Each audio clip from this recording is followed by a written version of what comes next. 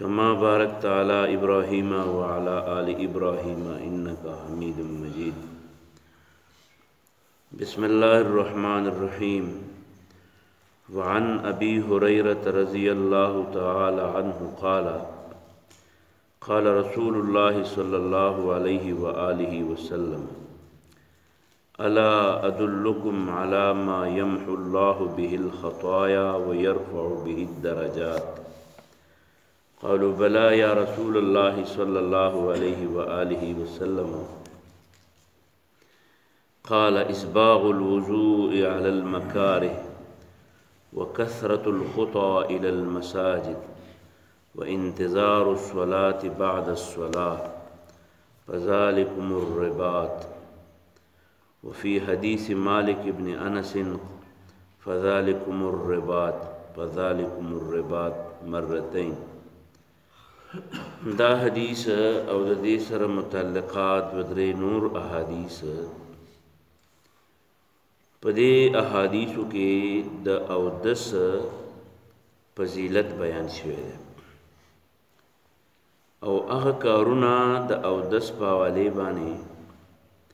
चाग दौरान अवदस या द अवदस नरुस्त कौल पकार दी दागे फजीलत बयान शुए। यानी पैगम्बर इस्लाम मोहम्मद रसूलुल्लाह सल्लल्लाहु अलैहि वसल्लम द गुनाहुनु द मुआफ़ी और द दरजात द बुलंदी पड़वई बयान करी। गुनाहुन पस मुआफ़ की इंसान चिकम ख़तागानी वकी द अल्लाह ताला पे हुकूक़ के नु आगा ख़तागानी पस मुआफ़ की और अल्लाह ते चे द ख़पलो नेमतुनु सड़े मुस्तहिक़ गर्जई दरजात वाला बुलंदी नु द दरजात द बुलंदे बुनियादी सड़े और पड़वई सिशे दी नु पदे हदीस की और पसी दुदरे नूर अहादीसु के अक़ ज़िक्र की यौ पागे की अवदस कवल्ली। मसलन मंगो तासो द गुनाहुन किस्मुन याद करी यौ त मंगो वायु वाड़ा गुनाहुन यौ तो वायु घट गुनाहुन। द घट गुनाहुन मुतालिक मशहूर अदा अहले सुन्नत वल जमात उलमा दागे मुतालिक फ़िक्र लरी चे घट गुनाह अगई ची गोरे बगैर तौबे न मुआफ़ की और वाड़ा गुनाहुन अगई ची आगा खालिस द अल्लाह हक़ुनई नु आगा पने को आमाल बानी मुआफ़ की। लगा कुरान के अल्लाह तबारक व तआला फरमाई इन्नल हसनात युज़हिब्नस सय्यिआत। नेकी कवल द गुनाहुन रजई और घट गुनाहुन अगई ची पागई की नए आवाज़े द अल्लाह की बल्कि द मखलूक खुदा हक़ुनई पके नु आगा बग़ैर तौबे न मुआफ़ की। पदे वजबानी द गुनाह कबीरा द अहमियत पेश नज़र स खलकदा सिरी ची आगी त खवारिज वर्तवी आगी वही ची सड़े घट गुनाह कई और तौबत व न बासी नु गोरे दा सड़े द दुनिया न काफिर मड़की दा काफिर ये बिया और स खलकदा सिरी ची आगी द इन्नल हसनात युज़हिब्नस सय्यिआत या रदे पशान नूर अहादीस बूरी ची पागई के बाद आमाल लसड़ी गुनाहुन मुआफ़ कई नु आगी वही का घट गुनाह वो की द अल्लाह रहम डेर दे खुच ईमान वर पकी अल्लाह बे मुआफ़ की। द ये द्वाड़ों पर मुकाबले के अहले सुन्नत वल जमात यानी आगा उलमा चागा द कुरान और द हदीस बाने द जवर नज़र न रुस्तक़बल फ़िक्र क़ायम आगी फरमाई ची गुनाहुन दो किस्म दी वाड़म दी और घटम दी। वाड़ा गुनाहुन ची दी नुदा पने को हो बराह रास बग़ैर तौबे न अल्लाह ताला ख़त्मई घट गुनाहुन ची दी नुदागे द मुआफ़ के दो मुख्तलिफ सबबुन दी। यौ सबब दाद है ची सड़े अवदस पख तरीक़े बांधी होगी रुस्त बददे या नूर अल्फाज हुआ है। द्वेम दादे ची सड़े तौबा उबासी। दरेम दा ची द दगी घटी गुनाना यौ बल लुई नेक कारू के नु दागे पोजम दा गुनाहुन मुआफ़ की लका जिहाद फी सबीलिल्लाह हज द हज मुतालिक रसूलुल्लाह सल्लल्लाहु अलैहि वसल्लम फरमाई चे कम सड़े हज वकी फ़लम यरफुस वलम यफसुक ګناه پکې ونه کی، جګړې پکې ونه کی، نو دا حج د سړي واړه غټ ټول ګناهونه معاف کوي. نو هغه د پاغي کې واړه غټ ګناهونه ټول معاف شو. جهاد فی سبیل الله متعلق راځي چې یغفر لكم ذنوبکم ويدخلکم جنات تجری من تحتها الانهار. جهاد د سړي ټول ګناهونه معاف کوي. دغه شان رسول الله صلی الله علیه وسلم فرمایي د قیامت په ورځ د یو نیر په غاړه د یو حوض په غاړه ولاړ یم چې د هغې حوض نوم دی کوثر. زه به د هغې نه خلکو له اوبه ورکوم، نو خپلو ملګرو له چې اوبه ورکوم بیا به هغه نه تږی کېږي، بیا به جهنم ته نه ځي. الله دې هغه د کوثر د جام اوبه په موږ وڅکولی. معلومه دا شوه چې د ګناهونو د معافۍ دپاره د نیکو ډیرول او د ښو کارونو د ډیرولو جذبه په انسان کې پکار ده چې سړی نیک کارونه ډیروي، ګناهونه به په خپله باندې ختمیږي. دغه مفهوم دی چې د قرآن آیت کې الله فرمایي چې ان الحسنات یذهبن السیئات. مثال یې داسې دی لکه په دې کورونو کې اوس بلا واړه زنانه نارینه ماشومان غټ دا پراته دي او د ماښام نه پې شروع شوي ده او شیطان په خپله خواري کړې ده، د اوسه پورې وده دي. مور پلار یې هم وده دي، بچي یې هم وده دي، ښځې هم ودې دي او سړي هم وده دي. نو ګوره داسې خلکو ته بیلمازه وایي. نو که دا کور وي نو دې کور ته بیلمازه وایي، که دا سړی وي نو دې سړي ته بیلمازه وایي، او که دا روغ روري او روغ قوم وي نو دې قوم ته بیلمازه وایي، او که داسې کلی وي نو دې کلي ته بیلمازه وایي. نو اوس بیلمازي یوه ګناه ده، خو چې کله یو تن ته نن عادت شي، بل سبا عادت شي، بل سبا عادت شي، او دغه شان مانګزار ډیریږي حتی دا چې په کلي کې بیلمادان ختم شي، نو په خپله باندې ان الحسنات یذهبن السیئات، نیکی چې راځي ګناه په خپله باندې تښتي. نو حضرت ابو هریره رضی الله عنه نه دا حدیث روایت دی، هغه فرمایي چې رسول الله صلی الله علیه وسلم وفرمایل داسې کارونه درته ونه ښیم چې الله تعالی د هغې په ذریعه باندې د سړي خطاګانې معاف کوي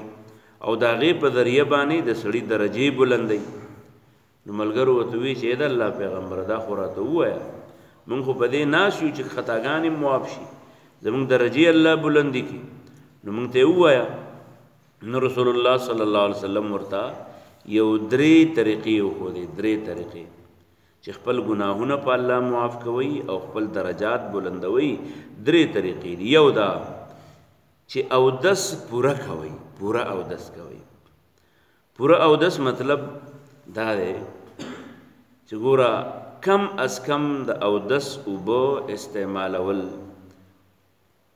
دا 3 ځل یو ځل سړی استعمال کړي، دا خپل بدن په یو ځل اوبو باندې لون کړي، دوی ته یو ځل استعمال وي. او که زیات شي نو 3 ځل، 3 ځلو نه زیات مکروه دی، 3 ځلو نه زیات به نه وینځي، کم از کم 1 او زیاده سے زیاده 3. دا د اودس پوره کول دی. دغه شان د اودس د فرایضو خیال وساتي، دغه شان د اودس د سنتو لحاظ وساتي، د سنت د اودس د مستحباتو خیال وساتي، د ټولو خیال وساتي او په طریقه اودس وکړي، نو دې ته وایي اودس پوره کول. ور دې نه علاوه د اودس پوره کولو بل یو څیز هم دی، هغه دا چې علی المکاره، د ګرانۍ باوجود یخني ده، اوبه ګرمې نشته او یخ شته، اودس مونځ ټیم تېرېږي او دی وایي اودس اوبه نشته، نو لہذا اودس نه کوي، یا اودس وکړي خو هسې اوبه په ځان باندې راواړئ، ځان ونه مږي، د هغې په وجه اوبه بدن ته ونه رسي. اسباغ الوضوء علی المکاره، د سختۍ باوجود اودس پوره کول دا د سړي د ګناهونو د مغفرت او د درجاتو د بلندۍ یو سبب شو. کله کله سړي له میچادې ورغلی او داسې په زور راټینګ کړی د یخو اوبو د لاسه، نو دی دا پرېږدي ورشي، یاره بس اوبه یخې دي، موسم یخ دی، مناسب نه دی، خو اودس پوره کړمه چې په طریقه باندې بیرته په خشوع خضوع باندې مونځ وکړمه. دې ته وایي اودس پوره کول علی المکاره، په سختو کې، په سختو کې، او یا په اوړي کې په ګرمو اوبو باندې. نو دا یو سبب شو، د دې په ذریعه الله تعالی د سړي ګناهونه معاف کوي. نو اودس پوره کول پکار دي. د مونځ ټیم ته رسېدل پکار دي دې ته نه چې ورې او دوبه نشته بعضې نیازبینان چې دی وینو مونږ په کورونو کې هم په دې جنازو کې هم یو دغه شان میلمه به وي نو ولاړ به ورې اوبه راوړي هلکه اوبه راوړي جمع ده نه ځي ورې اوبه راوړي نو چې جمع ده نه لاړې شي نو بیا د اودس کته په مګلو نه که صابون په ځان ومږې د جمع فضیلت موندی شي نو جمع ته ځان رسې نو د جمع ته چې ځان رسې نو په سختۍ باندې اودس وکړي نو دا یو شو دویم وکثرت الخطا الى المساجد ډیر قدمونه اخیستل جومات ته جمعات ته چې څوک څومره د لرې نه راغی نو دا وله فایده ده ځکه بل حدیث کې راځي رسول الله صلی الله علیه وسلم فرمایي سړی چې یو قدم اخلي جمعات طرف ته نو یوه پې نیکي میلاویږي او یوه تې ګناه معاف کېږي نو چې دی جمعات ته رارسي نو چې څومره د لرې نه راشي نو د عمره ډېر ثوابونه شي ډېر ځوانان چې نو هغه بهر ناسي جمعات ته نه راځي چې نه راځي نو چې بیا کله ټیم شي نو رامنډې کړي په 2 قدمه کې جمعات ته راورسي نو چې په 2 قدمه کې راورسي نو 2 قدمه یې شمار شي په دې وجه علما لیکل کوي چې جومات ته روان نو واړه واړه قدمونه اخله په قلاره قلاره باندې ځه په وقار او په عزت کې ځه په سړیتوب باندې ځه او چې ورسي نو بیا جومات کې کېنه او په جومات کې اول 2 رکعاته مونځ وکړه تحیت الوضو وکړه یا تحیت المسجد وکړه بیا د هغې نه وروسته ځان له ذکر کوه نو کثرت الخطا الى المساجد ډېر قدمونه اخیستل جوماتونو ته او دریم کم سبب چې رسول الله صلی الله علیه وسلم ذکر کو چې د هغې په وجه باندې انسان چې دی نو هغه د خپلو خطاګانو د معافۍ او د خپلو درجاتو د بلندۍ سبب ګرځېدی شي هغه عمل دی انتظار الصلاة بعد الصلاة د یو مونځ د کولو نه وروسته د بل مونځ انتظار کول نو دا انتظار په 2 قسمه دی یو انتظار دا دی چې سړی په جومات کې ناسي وایي ولې بل مونځ به وکړم بیا به لاړ شم لکه عملاً په دې لرو کلو کې چې که چا کورونه لري هغوی چې د مازدیګر مانځه له راشي نو بیا د ماسخوتنه پورې ناسي 3 مونځونه داسې وکړي چې په جومات کې ورته ناسي نو دا چې سړی د مانځه ته په جومات کې ناست دی رسول الله صلی الله علیه وسلم فرمایي دا داسې دی لکه چې دا د جهاد په مورچه کې ناست دی د جهاد په مورچه کې ناست دی خو فرق دونه چې هغه دشمن ته ناسي د انسانانو دشمن ته ناسي پوجیانو ته او دا د شیطان دشمنۍ ته ناسي او یو قسم یې دا دی چې سړی په جومات کې نه ناسي بهر ناسي خو مسلسل ورسره فکر وي چې مونځ رانه لاړ نه شي جمع رانه لاړه نه شي نو په دې فکر باندې نو که په جومات کې ناسي که په دکان کې ناسي که په کور کې ناسي خو چې دا فکر یې ورسره چې یاره مونځ رانه لاړ نه شي د مونځ بانک ټایم رانه لاړ نه شي بس دا 3 خوش قسمته خلق هغه دي چې دا خپل ګناهونه په الله باندې معاف کړي او خپل درجات په الله تعالی باندې بلند کړي وعن ابي هريره رضي الله تعالى عنه د حضرت ابو هريره رضي الله عنه نے روایت ده قال دی وی چې قال رسول الله صلى الله عليه واله وسلم رسول الله صلی الله علیه وسلم فرمایل الا ادلکم ودرت نخما علی ما هغه شی یمحو چورانی الله الله تعالی به دا غشیف په ذریعہ الخطایا د سړي ګناهونه ويرفع او چتئی به د دې په ذریعہ الدرجات درجه قالوا ملګرو ته وی بلا ولنا یا رسول الله صلی الله علیه وسلم اې د الله پیغمبره قال نو پیغمبر علیہ السلام ورته وی اسباغ الوضوء او دس پورا کول علی المکاره د سختۍ باوجود وکثرت الخطا او ډیر قدمونه اغستل ال المساجد جمعتونو ته وانتظار الصلاه او انتظار کول د یوم بعد الصلاه رست د ادا کول د بل مننا فذالکم نو دا کار چې د منست سره ناسي الرباط دا څوکیداری ده او په بل حدیث کې د مالک ابن انس نه روایت ده هغه دا فذالکم الرباط دوذل وایي چې فذالکم الرباط فذالکم الرباط دا دشمن ته څوکیداری ده دا دشمن ته څوکیداری ده رواه مسلمون دا حدیث مسلم کتاب والا هم نقل کړی دی وفي روایت الترمذی ثلاثا او په ترمذی کې دا حدیث داسې ذکر شوی دی چې دا الرباط ته کې 3 ځل ویل شي فذالکم الرباط فذالکم الرباط فذالکم الرباط او حضرت عثمان رضی الله عنه فرمایي چې رسول الله صلی الله علیه وسلم یو ځل فرمایل چې من توضأ چا چې اودس وکړو او په احسن الوضوء اودس یې ښایسته کړ، یعنی د هغې د ټولو حقونو خیال یې وساتو، خرجت دی د دې اودس نه فارغ شي، او خرجت خطایاه اوزي د ده ګناهونه من جسده د ده د بدن نه، حتی د ګناهونه داسې پاک شي لکه چې تخرج وزي من تحت اظفاره د نوکانو د لاندې نه، د نوکانو د لاندې چې کوم ګناهونه یې هغه هم ترې پاک وي. او هغه داسې چې ابو هريره فرمایي رضی الله عنه چې دا داسې وځي، اذا پیغمبر علیه السلام فرمایل اذا توضأ العبد المسلم، کله چې مسلمان بنده اودس وکي، او المؤمن یا مؤمن سره، فغسل وجهه د خپل مخ ووینځي، نو خرج وزي من وجهه د مخنه كل خطيئة ټول ګناهونه، نظر الیها چې د کتلی هغې طرف ته بعینه په خپلو سترګو باندې،